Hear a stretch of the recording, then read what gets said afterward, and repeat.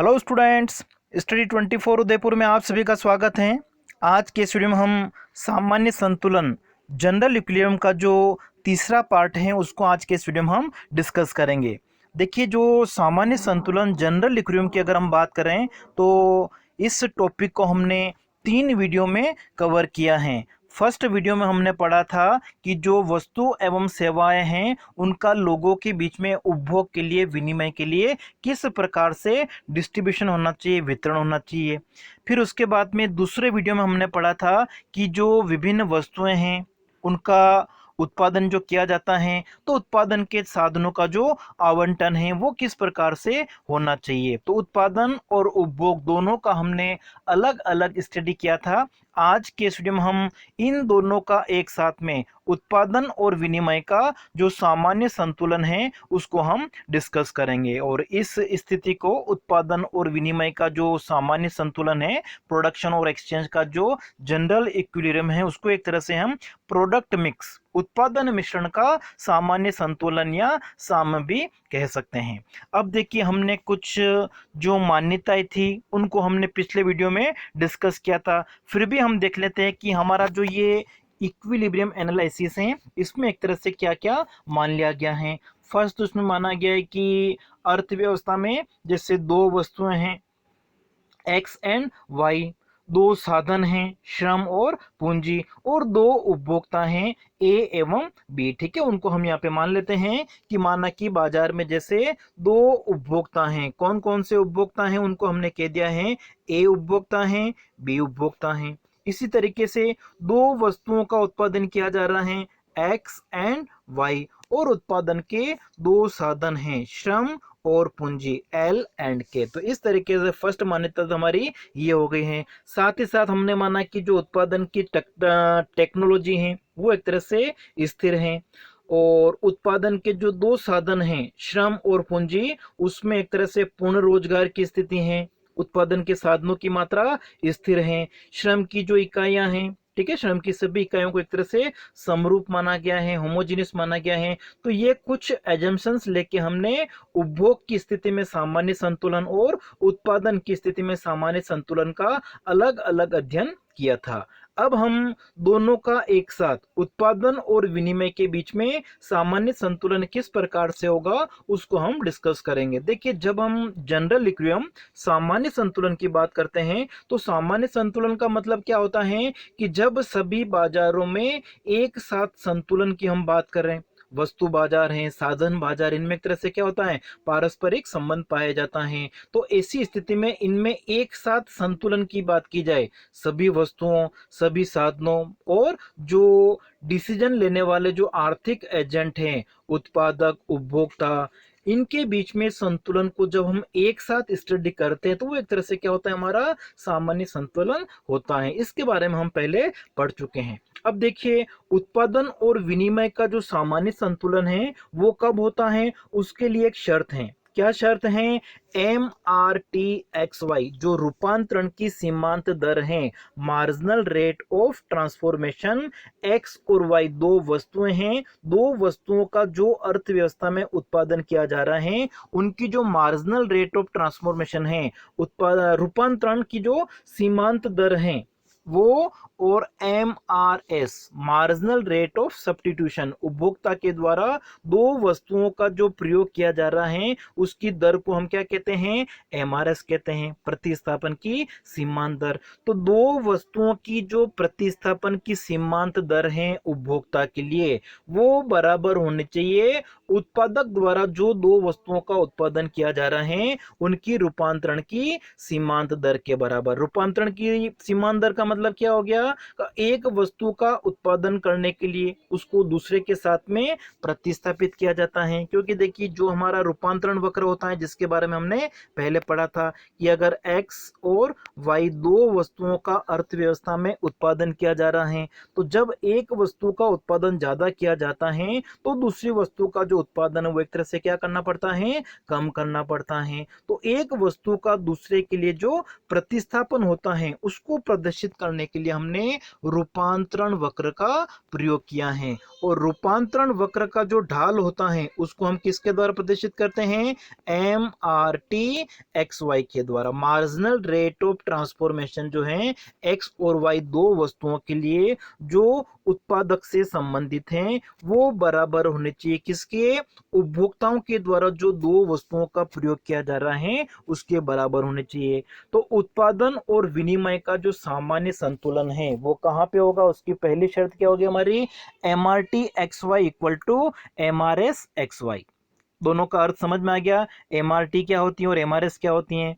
अब देखिए ये शर्त तो पूरी होनी चाहिए, लेकिन साथ ही साथ MRT जो है मार्जिनल रेट ऑफ ट्रांसफॉर्मेशन जो है एक्स और वाई वस्तुओं की वो MRS/XY के बराबर होनी चाहिए। लेकिन साथ ही साथ जो हम दो उपभोक्ता की बात कर रहे हैं दोनों उपभोक्ताओं के लिए जो MRS हैं वो बराबर होने चाहिए। कहने का मतलब ये है marginal rate of transformation X Y जो है वो बराबर होने चाहिए MRS/XY ए उपभोक्ता के लिए और MRS/XY बी उपभोक्ता के लिए। इसका मतलब क्या होता है कि अर्थव्यवस्था में लोगों के द्वारा वस्तु एवं सेवाओं की जो मांग की जा रही है या उपभोक्ताओं के द्वारा वस्तुओं के जो अधिमान है, जो प्रेफरेंसेस एक तरह से, वो दोनों वस्तुओं की उत्पादित मात्रा के बराबर होना चाहिए। दो वस्तुओं का अर्थव्यवस्था में जो उत्पादन किया जा रहा है उन उत्पादित वस्तुओं की मात्रा उपभोक्ताओं के द्वारा जो मांग की जाती है, उपभोक्ता के जो अधिमान है, उपभोक्ता की जो पसंद है उसके बराबर होना चाहिए। मतलब उपभोक्ता के द्वारा वस्तुओं की जितनी मांग की जा रही है उत्पादकों के द्वारा उतनी ही वस्तुओं को एक तरह से पूर्ति की जाए। तो उपभोक्ताओं के जो अधिमान है, उपभोक्ताओं की जो मांग है, उपभोक्ता जो वस्तु खरीदना चाहते हैं उनकी जो इच्छित मात्रा है वो एक तरह से उत्पादकों द्वारा जो पूर्ति की जा रही, जो उत्पादन किया जा रहा है उसके बराबर होनी चाहिए। कहने का मतलब क्या हो गया? डिमांड एंड सप्लाई जो है वो एक तरह से क्या होना चाहिए? बराबर। डिमांड कौन करेगा? उपभोक्ता। और सप्लाई कौन करेगा? उत्पादक। तो हम क्या पढ़ रहे हैं? उत्पादक और विनिमय का सामान्य संतुलन। उत्पादन और विनिमय की स्थिति में उत्पादन का संबंध किससे है? उत्पादक से है, प्रोड्यूसर से है। और विनिमय का संबंध उपभोक्ता से है जो वस्तु एवं सेवाओं का उपभोग करते हैं। तो इसका मतलब ये हो गया है कि ये जो हमारी शर्त है उत्पादन और विनिमय का जो सामान्य संतुलन है वो क्या दर्शाता है कि वस्तुओं एवं सेवाओं की जो मांग उपभोक्ताओं के द्वारा की जा रही है विभिन्न कीमत स्तर पर, विभिन्न कीमत समूहों पर उपभोक्ताओं के द्वारा जो वस्तुओं की मांग की जा रही है उनका उत्पादन कौन करता है? उत्पादक। और उत्पादक उत्पादन करने के लिए क्या करते हैं? विभिन्न साधनों का प्रयोग करते हैं, श्रम और पूंजी का प्रयोग कर रहे हैं। तो श्रम और पूंजी की जो कीमत है, उनका जो कीमत समूह है उनके आधार पर वस्तुओं की जो पूर्ति की जा रही उत्पादकों के द्वारा वो बराबर होनी चाहिए। कहने का मतलब शॉर्ट में अगर हम देखें डिमांड और सप्लाई जो वो क्या होना चाहिए? बराबर होना चाहिए। अब देखिए रूपांतरण वक्र के बारे में हम पहले डिस्कस कर चुके हैं, फिर भी अगर हम रूपांतरण वक्र की बात करें, जो ट्रांसफॉर्मेशन कर्व है वो एक तरह से क्या दर्शाता है कि दो वस्तुओं का जो उत्पादन किया जा रहा है उनके विभिन्न संयोग, जैसे ये हमारा ट्रांसफॉर्मेशन वक्र है, इधर x वस्तु का उत्पादन और ये y वस्तु का उत्पादन है। तो दो वस्तुओं के जो विभिन्न संयोग उत्पादित किए जा रहे हैं उनको हम किसके द्वारा प्रदर्शित करेंगे? इस ट्रांसफॉर्मेशन वक्र के द्वारा। और ये जो इसका ढाल होता है, ठीक है, ये जो हमारा रूपांतरण वक्र है उसका जो ढाल है, जैसे हम यहाँ पे माप लेते हैं तो ढाल एक तरह से क्या दर्शाता है? इन दोनों वस्तुओं की कीमतों का अनुपात PX/PY। PX/PY दोनों वस्तुओं की कीमतों का जो अनुपात है उसको प्रदर्शित करने के लिए हम किसका प्रयोग करते हैं? ट्रांसफॉर्मेशन जो कर्व है उसके ढाल का। और ट्रांसफॉर्मेशन कर्व, रूपांतरण वक्र जो होता है उसके ढाल को एक तरह से क्या कहा जाता है? MRT। तो MRT/XY जो है वो संतुलन की स्थिति में PX/PY, मतलब देखिए जो हमारा ये ढाल है ढाल किसी भी बिंदु पर हम मापेंगे तो वहां पर जैसे हमने प्राइस लाइन बना दी है, तो ये जो कीमत रेखा है वो किसको दर्शा रही है, कीमतों के अनुपात को, दोनों वस्तु की कीमतों का अनुपात P X upon P Y. तो इसका मतलब जब सामान्य संतुलन स्थापित होगा तो सामान्य संतुलन की स्थिति में M R T X Y जो है वो P X upon P Y के बराबर होगी। इसका मतलब क्या हो गया कि संतुलन की स्थिति में उपभोक्ताओं को अधिकतम संतुष्टि की प्राप्त होगी, और उपभोक्ताओं की अधिकतम संतुष्टि प्राप्ति करने के लिए हम पी एक्स पी वाई का प्रयोग करेंगे, और उत्पादक जो हैं, जो फर्में हैं, उनको अधिकतम लाभ की प्राप्ति हो जाए, इस बात का भी ध्यान रखा जाएगा। तो ये जो हमारी शर्त है M R T X Y equal to P X P Y, ये ठीक है, ये एक तरह से किसको प्रदर्शित करती हैं कि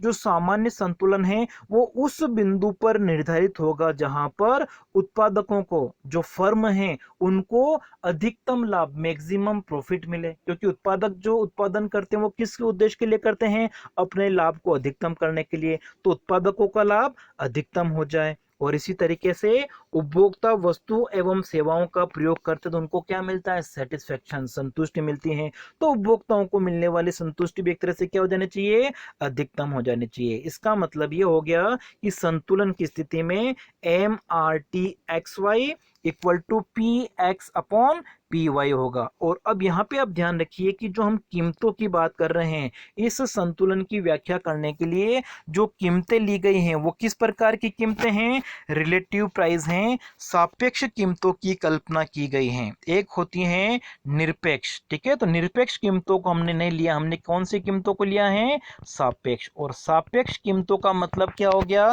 दो वस्तुओं की जो कीमतें हैं उनकी हम एक तरह से क्या करते हैं, तुलना करते हैं। तो तुलना किस प्रकार के करते हैं, मैं आपको यहाँ पे एक बार जो रिलेटिव प्राइस है वो क्या होती है वो मैं समझा देता हूँ, उसके बाद में जो सामान्य संतुलन उसको आगे हम एक डायग्राम के द्वारा समझने का प्रयास करेंगे। तो देखिए, सापेक्ष रिलेटिव प्राइस का मतलब एक तरह से क्या हो गया, किसी एक वस्तु या साधन की जो तुलना है वो दूसरी वस्तु या दूसरे साधन के साथ में की जाती है। कहने का मतलब शॉर्ट में अगर हम देखें, दो वस्तुओं या दो साधनों की कीमतों का अनुपात, जैसे दो वस्तुएं x और y हैं, इन दोनों की कीमतों का अनुपात P X upon P Y, इसको हम क्या कहेंगे, रिलेटिव प्राइस कहेंगे। दो साधन है, माना कि श्रम, श्रम को वेजेस दी जाती हैं और पूंजी को जैसे ब्याज मिलता है W अपॉन आर, तो ये आनुपातिक रूप में, प्रतिशत के रूप में, प्रोपोर्शनल रूप में हम जब प्रदर्शित करेंगे तो ये एक तरह से किसको दर्शाता है, सापेक्ष कीमतों को दर्शाता है। तो वस्तुओं की जो कीमतें हैं वो किसके द्वारा निर्धारित हो रही हैं, P X upon P Y के द्वारा, और साधनों की कीमतों का जो निर्धारण वो हम किसके द्वारा कर रहे हैं, W अपॉन आर के द्वारा। और ये कीमतें कौन सी हैं, रिलेटिव प्राइस की हम बात करते हैं, सापेक्ष की बात करते हैं, निरपेक्ष एब्सोल्यूट जो होती है उसकी हम बात नहीं कर रहे हैं। जैसे हम मान लेते हैं कि P X upon P Y ये कितना है, 2/1 है। इसका मतलब मान लेते हैं कि x वस्तु की कीमत हम कुछ भी मान ले, माना कि कितनी है, 20 रुपए है। x वस्तु की कीमत कितनी है, 20 रुपए, और y वस्तु की कीमत कितनी है, 10 रुपए। तो इनका जो अनुपात है वो कितना होगा, 2/1 होगा। इसी तरीके से अगर हम कहें कि कीमत बढ़कर कितनी हो जाए, दोनों की जैसे प्राइस दुगुनी हो जाए, जैसे 20 से कितनी हो जाए, 40, और 10 से कितनी हो जाए, 20 हो जाए, तब भी हम यहाँ पे अनुपात देखेंगे, दोनों का जो रेशियो है P x upon P Y वो कितना है, 2/1 है। ठीक है, तो 20 से अगर कैंसिल करोगे तो 1 आएगा, और 40 में अगर 20 का डिवाइड करोगे तो 2 आएगा, तो भी रेशियो कितना है, 2/1 है। मतलब इसमें क्या हुआ कि ये जो निरपेक्ष कीमतें कितनी हो गई, देखो डबल हो गई, 20 से 40 हो गई, और ये 10 से 20 हो गई हैं। लेकिन सापेक्ष कीमतें जो है वो एक तरह से क्या होती हैं, अपरिवर्तित रहती हैं, उनमें परिवर्तन नहीं होता है। अगर हम जो साधनों की कीमतें हैं उनको भी समझ लें, W अपॉन आर, माना कि जो वेज रेट है वो कितनी है, 30 रुपीज़ है, और जो रेट ऑफ इंटरेस्ट है वो माना कि कितनी है, 15 है। तो यहाँ पर अगर अनुपात देखेंगे तो कितना है, 2/1 है। अनुपात कुछ भी हो सकता है, 2/1 भी हो सकता है, 3/1 हो सकता है, इसके अलावा और भी कुछ भी हो सकता है। जैसे हमने यहाँ पे ले रखा है, कितना है ये, 30 है, और ये कितना है, 15 है। अगर यहाँ पे अनुपात देखें तो कितना ये 2/1 है, या कुछ हम चेंज लेते हैं, जैसे कि हम मान लेते हैं कि यहाँ पे कितना है हमारा, इसको हम ले लेते हैं 60, और ये कितना है, 20 है। तो यहाँ पे देखिए रेशियो कितना हो गया, 3/1 का रेशियो हो गया। ठीक है। 60/20 कितना हुआ, 3/1 का रेशियो है। अब ये जो कीमत है उनको अगर डबल कर दें, 60 की जगह हम कितना कर दें, 120 कर दें, तो 120/20 की जगह कितना कर देते, 40, मतलब डबल कर रहे हैं। ये जो प्राइस है 60/20, इसको अगर हम डबल कर दें, डबल करने का मतलब ये हो गया 120/40, और 120/40 को अगर सोल्व करके देखोगे तो भी कितना होगा, ये 3/1 होगा। इसका मतलब क्या हो गया कि जो सापेक्ष कीमतें हैं उसमें परिवर्तन नहीं होता है, ऐसा इसमें माना गया है। जब दोनों वस्तुओं की कीमतों में अगर समान अनुपात में परिवर्तन होता है, दोनों साधनों की कीमतों में अगर समान अनुपात में परिवर्तन होता है, तो जो वास्तविक स्थिति हमारी है उसमें किसी प्रकार का परिवर्तन नहीं होगा। तो देखिए, सामान्य संतुलन का जो विश्लेषण है उसमें जो कीमतें ली गई वो किस प्रकार की हैं, सापेक्ष कीमतें हैं। Px/Py एक तरह से सापेक्ष या रिलेटिव कीमतों को प्रदर्शित करता है। अब देखिए, इस स्थिति को समझने के लिए हम एक एग्जाम्पल लेते हैं कि सामान्य संतुलन का जो निर्धारण है वो कहाँ पे होगा, उसको हम एक उदाहरण से समझ लेते हैं। अब देख लिया, हम मान लेते हैं कि जो MRT है, क्योंकि देखिए संतुलन की स्थिति में क्या होना चाहिए, MRT XY वो बराबर होना चाहिए, किसके बराबर होना चाहिए, MRS XY के बराबर होना चाहिए। जब ये दोनों बराबर होंगे तो वो क्या होगा, सामान्य संतुलन का बिंदु होगा। मतलब उपभोक्ता और उत्पादक दोनों को अधिकतम, मतलब उत्पादक को अधिकतम लाभ की प्राप्ति होगी और उपभोक्ताओं को अधिकतम संतुष्टि की प्राप्ति होगी। कहाँ पे, जहाँ पे MRT और MRS दोनों क्या हैं, बराबर हैं। अगर हम एक एग्जाम्पल लेके इसको समझे कि माना कि जो MRT है वो कितनी है, 3y/1x है, और MRX कितनी होनी चाहिए संतुलन के लिए, वो भी 3y/1x होनी चाहिए। लेकिन माना कि कितनी है, MRS जो है वो कितनी है, 2y/1x है। अब देखिए, इन दोनों का मीनिंग आपको आ गया होगा समझ में, का MRT जो है 3y/1x, इसका मतलब क्या हो गया कि जो उत्पादक हैं वो वस्तु x की एक इकाई का त्याग करके वस्तु y की 3 इकाइयों का उत्पादन कर सकते हैं। मतलब वस्तु y की 3 अतिरिक्त इकाइयों का उत्पादन करने के लिए x की एक इकाई का त्याग किया जाता है। क्लियर, MRT XY, ठीक है। उसको आप ऐसा समझ सकते हैं कि ये क्या है, MRT XY कितनी है, मान ली हमने 3y/1x, इसका मतलब क्या हो गया, वस्तु x की एक अतिरिक्त इकाई को उत्पादन करने के लिए y वस्तु की जो, या वस्तु x की एक इकाई का त्याग करके वस्तु y की 3 इकाइयों का उत्पादन किया जा सकता है। इसी तरीके से MRS 2y/1x, इसका मतलब क्या हो गया कि वस्तु x की एक इकाई के लिए वस्तु y की 2 इकाइयों का विनिमय होता है। 2y/1x का मतलब क्या हो गया, वस्तु x की एक इकाई के लिए वस्तु y की 2 इकाइयों का विनिमय हो रहा है। मतलब उपभोक्ता जो है x वस्तु की एक इकाई के बदले में y वस्तु की 2 इकाइयां खरीदना चाहता है या 2 इकाइयां खरीदने का इच्छुक है। अब देखिए, यहाँ पर हमने MR, इसका मतलब क्या हो गया कि x वस्तु की जितनी मांग है, क्योंकि देखिए उपभोक्ता क्या कर रहा है, वस्तु x की एक इकाई के बदले में 2 इकाइयों का विनिमय करना चाहता है, खरीदने का इच्छुक है। लेकिन जो उत्पादक है x वस्तु की एक इकाई के बदले में एक इकाई को छोड़ के वो 3 इकाइयों का उत्पादन कर सकता है, लेकिन मांग कितनी है, 2 इकाई है। इसका मतलब क्या हो गया, x वस्तु की जो मांग है उसकी तुलना में उत्पादन एक तरह से क्या है, ज्यादा है। तो ऐसी स्थिति में x वस्तु का उत्पादन कम करके y वस्तु का उत्पादन बढ़ा के उपभोक्ताओं की जो संतुष्टि है उसमें एक तरह से वृद्धि की जा सकती है। मतलब ये है कि संतुलन की स्थिति लिए क्या जरूरी है, MRS जो है वो MRT के बराबर हो जाना चाहिए। अगर बराबर नहीं है तो इस स्थिति में उनमें आपस में एक तरह से क्या होगा, एडजस्टमेंट कर सकते हैं, समायोजन कर सकते हैं, और फिर किसी एक की जो संतुष्टि है या लाभ उसमें वृद्धि की जा सकती है। हमने ये जो उदाहरण लिया है उसमें हमने देखा है कि जो विनिमय हो रहा है उसकी दरें अगर हम ये मान लेते हैं तो इसका मतलब क्या हो गया, MRS जो है वो क्या है, MRT की तुलना में कम है। तो इस स्थिति में जो उपभोक्ता हैं उनकी संतुष्टि में वृद्धि की जा सकती है। और कैसे की जा सकती है, X वस्तु का जो उत्पादन ज्यादा हो रहा है उसमें कमी करके और Y वस्तु का उत्पादन बढ़ा के, Y वस्तु का उत्पादन बढ़ा के उपभोक्ताओं की जो संतुष्टि उसको बढ़ाया जा सकता है।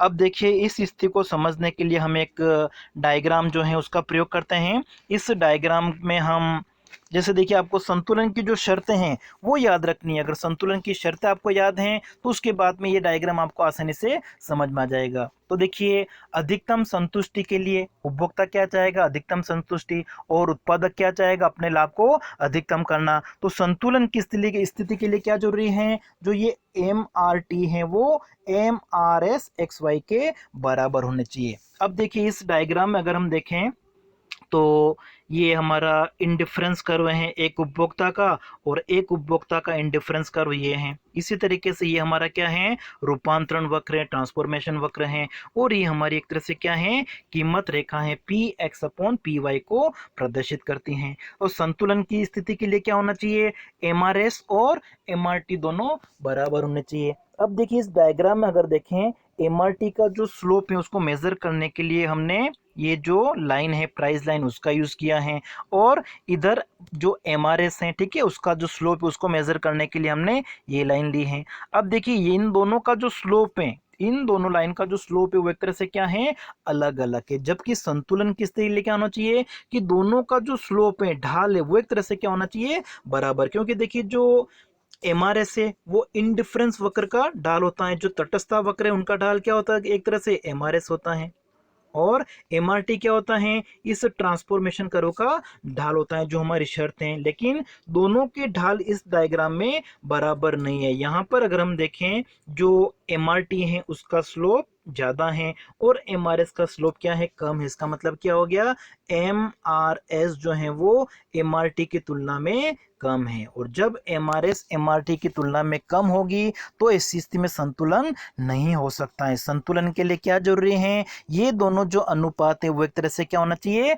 बराबर होना चाहिए। अब देखिए इस डायग्राम में अगर हम देखें फर्स्ट डायग्राम में, तो जो MRS हैं S पॉइंट पर, ठीक है, S बिंदु पर जो MRS हैं और इस L पॉइंट पर जो MRT हैं वो दोनों बराबर नहीं हैं। और दोनों बराबर नहीं, इसका मतलब क्या हो गया कि S बिंदु पर जो MRS हैं वो L बिंदु पर जो ये MRT है उसकी तुलना में कम है। क्योंकि देखिए इसका स्लोप क्या है, कम है, और इसका स्लोप ज़्यादा। इसका मतलब हो गया MRS जो है वो MRT की तुलना में कम है, और MRS MRT की तुलना में कम है। इसका मतलब क्या हो गया कि जो अर्थव्यवस्था है उसमें जो प्रोडक्ट मिक्स है, मतलब उपभोक्ताओं के जो अधिमान हैं वो उत्पादकों के द्वारा जो उत्पादन किया जा रहा है उसकी तुलना में वो संगत नहीं बैठता है, असंगत हम एक तरह से कह सकते, मेल नहीं खाते कहने का मतलब। इसी स्थिति में उपभोक्ताओं को अधिकतम संतुष्टि नहीं मिलेगी, या जो उत्पादक है उनको अधिकतम लाभ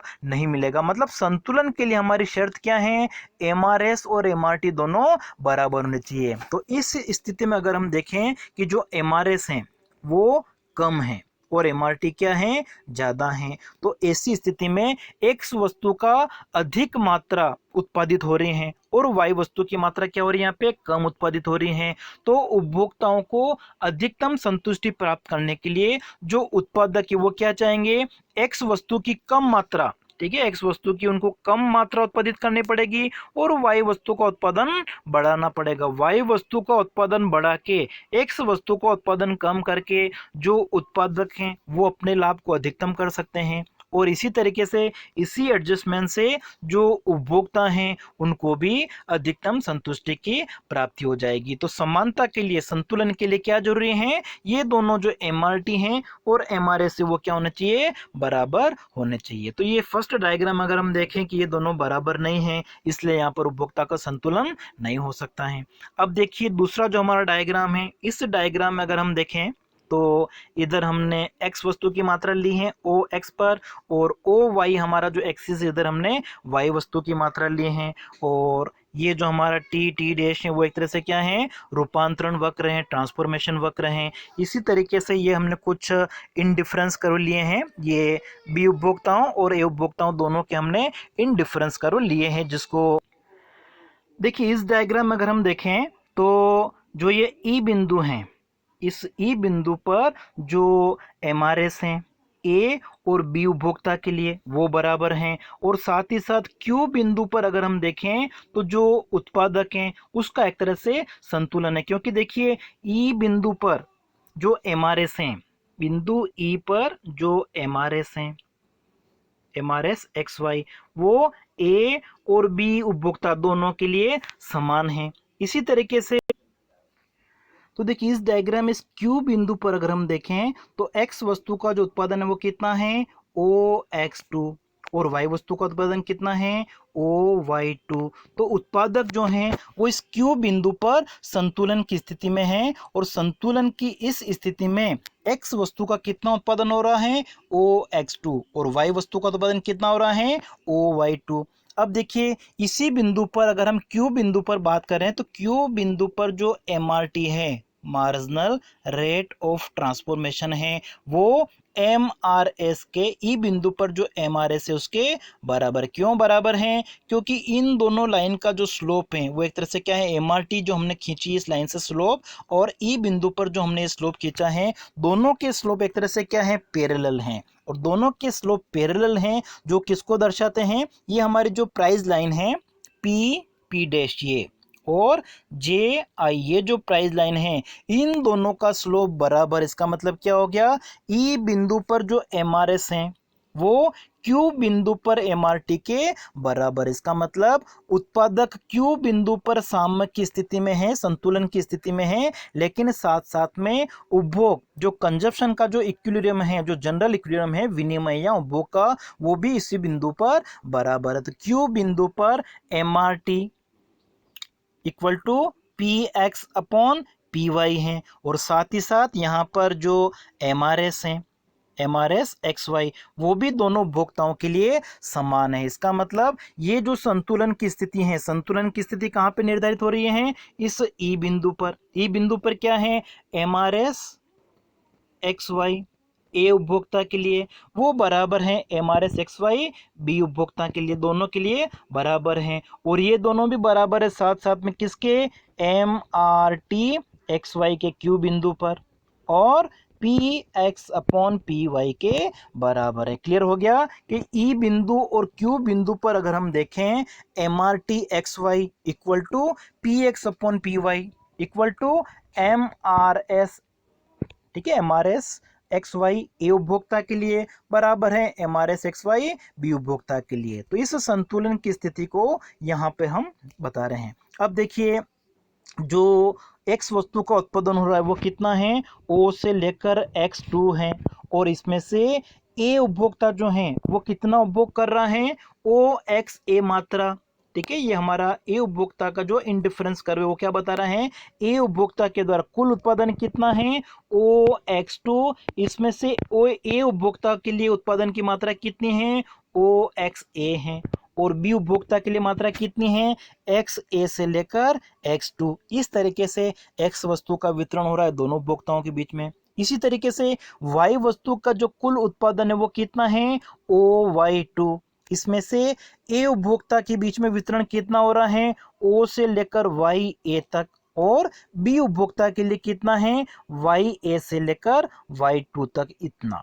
तो इन दोनों के बीच में इस तरीके से वितरण हो रहा है, इन दोनों के द्वारा इतनी इतनी मात्रा उपभोग की जा रही है। तो ए उपभोक्ता और बी उपभोक्ता द्वारा कितनी मांग, कितनी इकाइयां उपभोग के लिए उपलब्ध हैं, उनको भी हमने साथ साथ में देख लिया है। तो कुल उत्पादन की मात्रा का निर्धारण करने के लिए हमने क्या देखा है, ट्रांसफॉर्मेशन वक्र, और उपभोक्ताओं के द्वारा, दोनों उपभोक्ताओं के द्वारा कितनी कितनी मात्रा उपभोग की जा रही है उसको देखने के लिए हमने जो प्रसंविदा वक्र होता है, ठीक है, ये हमारा जो प्रसंविदा वक्र है, ठीक है, उसका यूज करके हमने उपभोग की जो मात्रा है, उपभोग का जो संतुलन बिंदु है ए बिंदु, इसका निर्धारण किया है, और इस बिंदु पर ए उपभोक्ता और बी उपभोक्ता के द्वारा कितनी कितनी मात्रा निर्धारित उपभोग की जा रही है उनको भी हमने देख लिया है। तो इस तरीके से ये जो सामान्य संतुलन विश्लेषण हमने